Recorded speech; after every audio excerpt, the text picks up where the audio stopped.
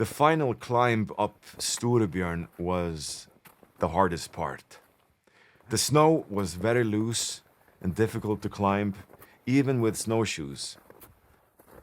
The hill is slanted to the left and ends at a big drop at the bottom, so at this point I was getting a mild case of vertigo.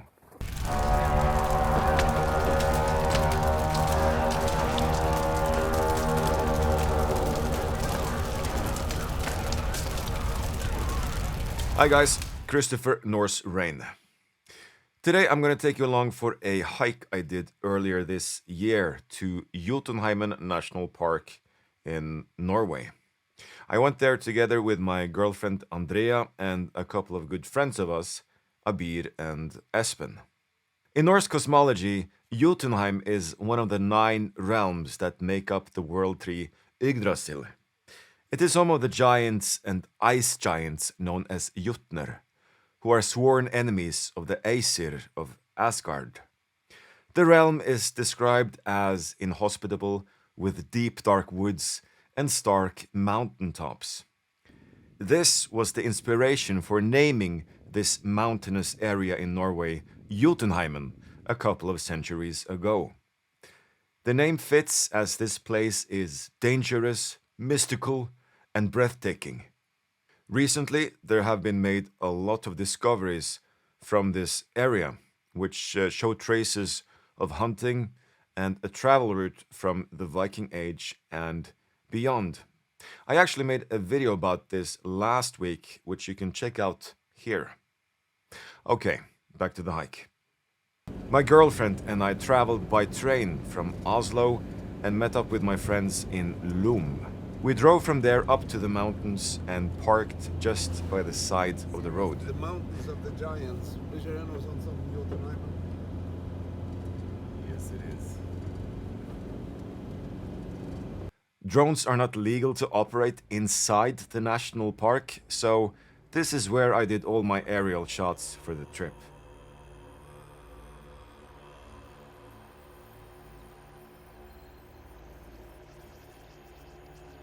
It's worth mentioning that mountain hikes like these are potentially hazardous, so you do need to know what you're doing or have someone experienced on the team, at least if you're going beyond the beaten path.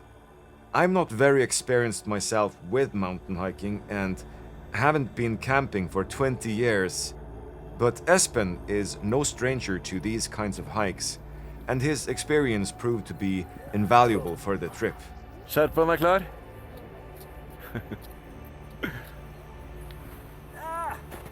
Right. Hvor langt det til basecamp? 2, maks 3 kilometer. Ja. Forhåpentligvis i flatt terreng. Det er ikke en garanti. First day we spent hauling all our gear from the car to find a good spot to set up the base camp.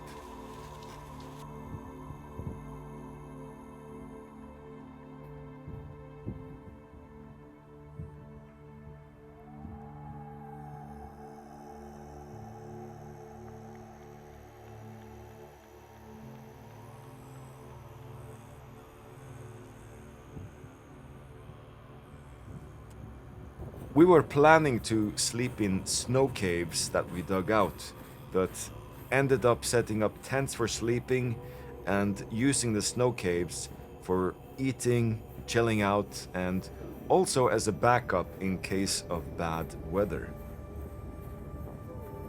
It was about minus 15 degrees Celsius during night, so we were expecting it to be a bit chilly, but with enough layers of proper insulation, it wasn't too bad actually. Her er snøhule. Koselig. Hola.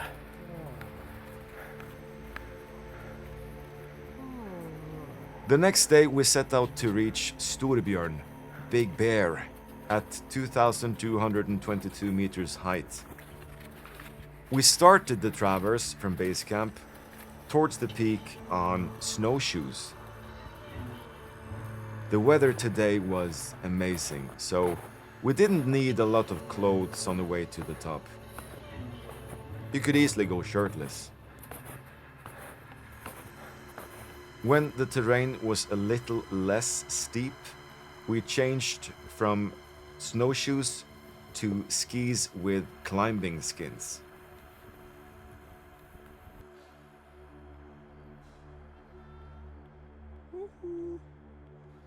When we got closer to the top though, the weather took a turn for the worse and it got very cold very quickly. Suck on this. We hadn't really planned for the sudden change of weather, so after a little discussion, we decided to head back to base camp for the day and try again for Storebjørn the next day.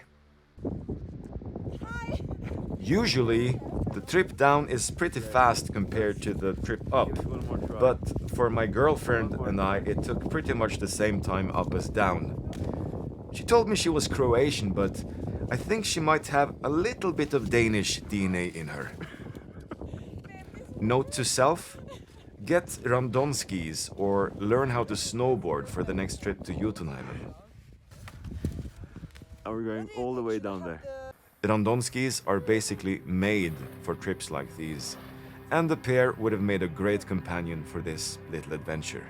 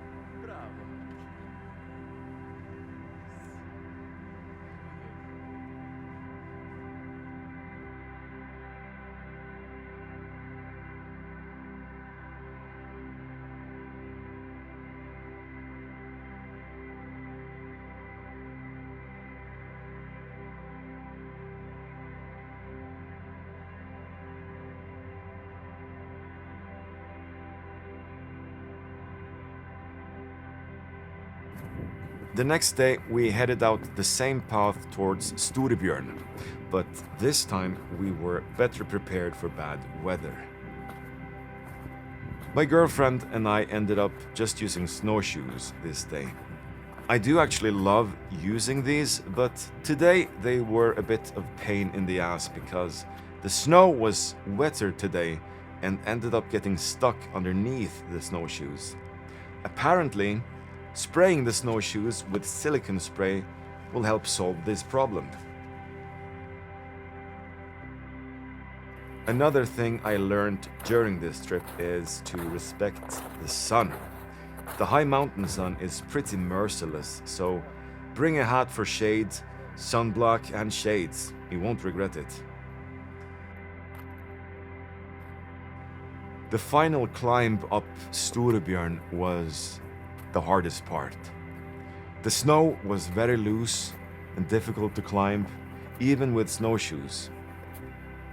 The hill is slanted to the left and ends at a big drop at the bottom, so at this point I was getting a mild case of vertigo.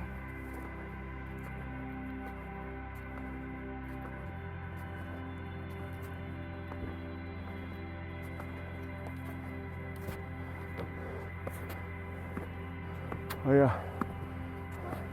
You can see the Storebjørn top from here.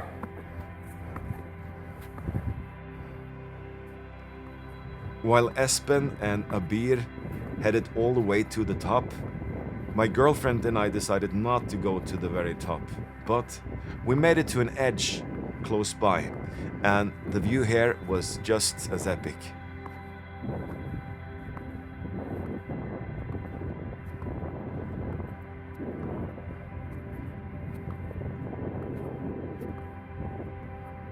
It is wise not to go all the way to the edge because it might be a snow cornice, which is basically a lip of snow hanging over the mountain edge.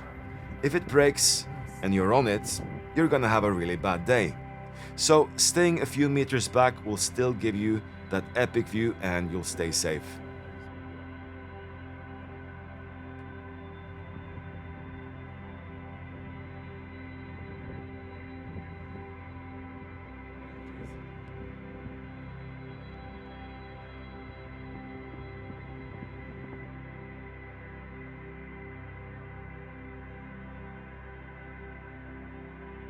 My girlfriend and I attempted the descent on bombboards today.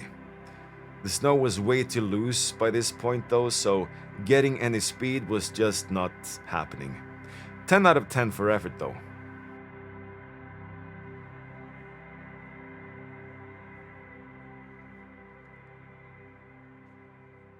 The next morning we took down base camp and headed back to the car, pretty exhausted from hauling all the gear.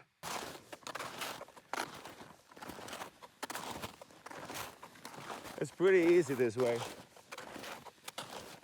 He made it! Barely. Just barely. Sadly, we did not encounter any frost giants here in Jotunheimen, but at least Espen does a great impression. I needed that. Espen has, like I said, done a lot of these hikes, some in pretty extreme conditions, so if you want to see more of that, be sure to check out his YouTube channel too. Link in the description below. Have you ever been to Jotunheimen? And did you have a good experience there? Let me know in the comments. If you like this kind of content, be sure to like the video and subscribe to Norse Rain. It helps out the channel a lot and I do appreciate it.